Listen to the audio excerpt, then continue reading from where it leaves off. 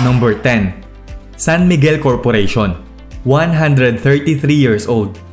Itinatag ito taong 1890 sa San Miguel, Manila sa pangalang La Fábrica de Cerveza de San Miguel na kauna-unahang brewery o paggawaan ng beer sa Pilipinas at pati na rin sa buong Southeast Asia.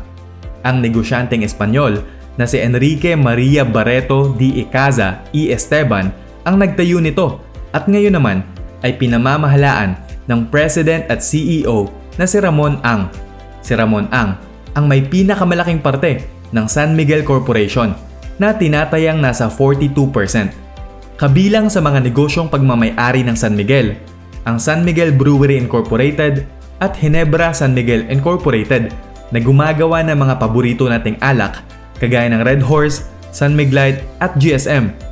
San Miguel Foods na may hawak sa brands na Pure Foods, Magnolia at iba pang mga produktong makikita mo sa supermarket. SMC Global Power na isa sa pinakamalaking supplier ng kuryente sa bansa.